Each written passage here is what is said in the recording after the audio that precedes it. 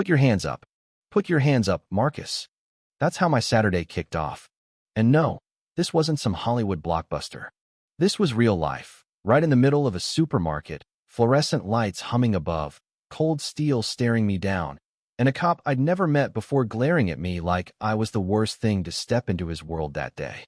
So there I was, James Carter, standing smack in the middle of the cereal aisle, a rookie's gun pointed at my chest. All I could think was, man, I just came here for some Greek yogurt and Honey Nut Cheerios, you know? Let me back up a bit, because you need to know how a day flips upside down like that. I'm not your typical suspect, no matter what Officer Tom Reynolds' badge fresh from the academy seemed to think. I'm 45, spent 20 years with the FBI, built a career on paperwork, evidence, and not jumping to conclusions. Born and raised just outside Willow Creek, North Carolina. Worked my way through school, made it to the bureau, spent years living out of hotel rooms chasing real criminals, guys with motives, not just melanin. Willow Creek's a small town, the kind where everyone thinks they know everyone, which is both a gift and a curse. My best friend growing up, Mike Thompson, is now Chief Thompson to the locals. We played ball together, skipped stones by the creek, chased the ice cream truck, good times. He stayed, climbed the local PD ranks, while I took off. But we never lost touch. Coming back here, I thought I could let my guard down a bit. Turns out, sometimes you're only as safe as the guy with the badge decides you are. Picture this. I'm pushing my cart, minding my own business, half reading cereal box labels because my wife's got me on this low-sugar kick. Then Reynolds decides I look like trouble. Not because I did anything.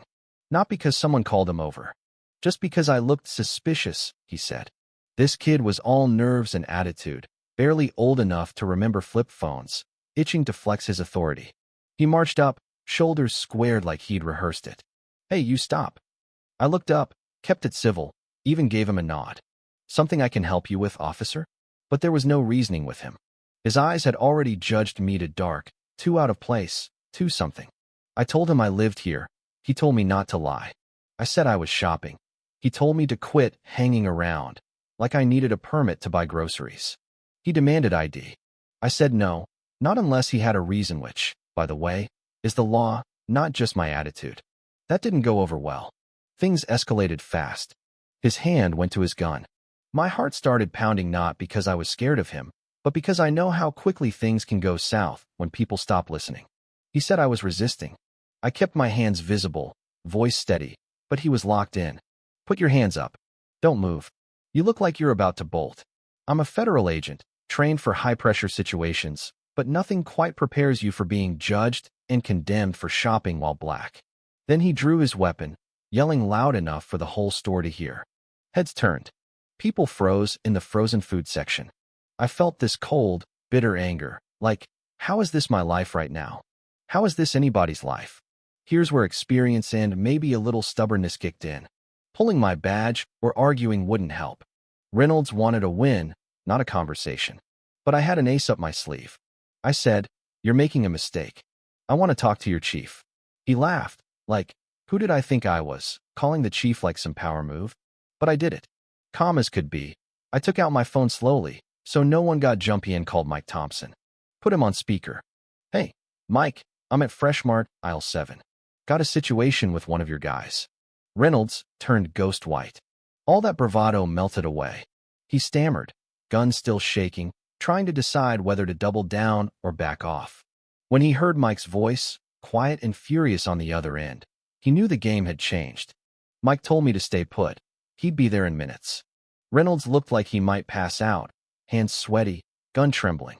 When Mike showed up, no lights, no sirens, just him with that don't mess with me look he's had since we were kids. Everything stopped. He walked up, checked I was okay, then turned on Reynolds like a storm. What are you doing? He demanded, voice echoing down the aisle. Pointing a gun at a federal agent in broad daylight in my town? Reynolds tried to stammer out a defensive no, got nervous, thought I was reaching for something, but you could see in his eyes he was sorry. Not for the right reasons, though. Sorry he got caught, not sorry he went there. Mike told him to turn in his gun, badge, and radio right there. Suspended on the spot. I almost felt bad for him. Almost. It didn't end there.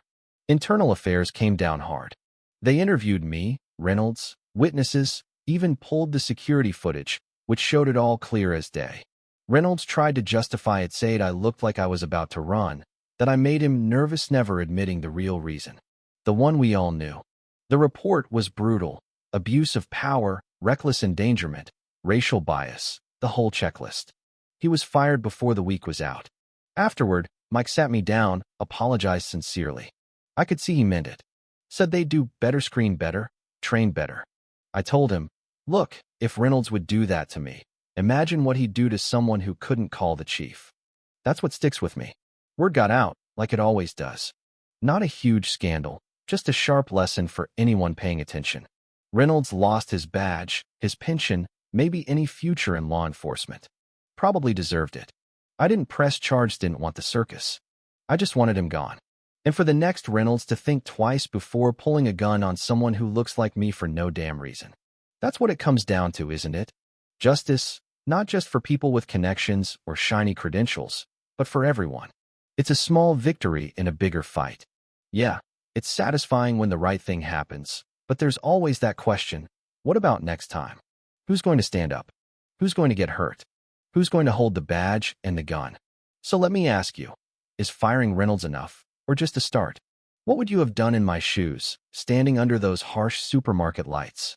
I want to hear your take, your story, your outrage. Is justice ever really done? Or do we all need to keep pushing, keep talking, until stories like mine are just stories, not headlines? Share your thoughts. Let's have that hard conversation, because this is how it changes.